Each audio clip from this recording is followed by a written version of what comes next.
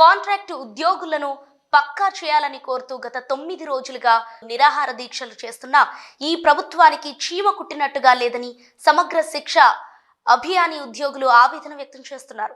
తాము దీక్షలు చేపట్టి 9 రోజులు అవుతుందని, ఈ రోజు తాము పోషవ్వ తల్లికి బోనాలు చేస్తూ మొక్కులు అప్పజెప్పుకుంటున్నామన్నారు. పోషవ్వ తల్లికి తమపై కరుణా కటాక్షం చూపి తమ కాంట్రాక్ట్ ఉద్యోగాలను పర్మనెంట్ అయ్యేలా చూడాలని మొక్కుకున్నామన్నారు.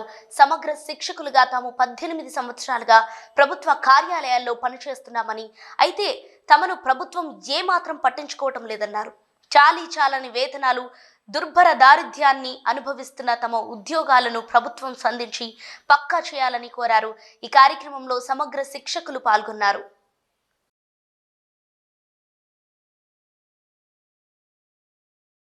ఈరోజు మా దీక్ష 9వ రోజుకు చేరిందండి. ఇప్పటికీ ప్రభుత్వానికి మా పైన కరుణ కలగట్లేదు. ఇవాళ మేము రోజు ఒక వినూతన ప్రదర్శన చేస్తున్నామండి. ఈరోజు బోనాల ప్రదర్శన.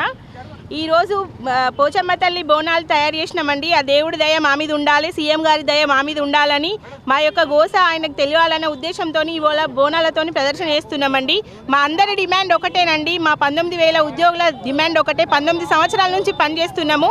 ఇప్పటికైనా మమ్మల్ని గుర్తించి, మా కష్టాన్ని గుర్తించి మమ్మల్ని అందరినీ రెగ్యులరైజ్ చేయాలని, మా అందరికీ బేసిక్ పే ఇవ్వాలనేది మా యొక్క ప్రధానమైన డిమాండ్ అండి.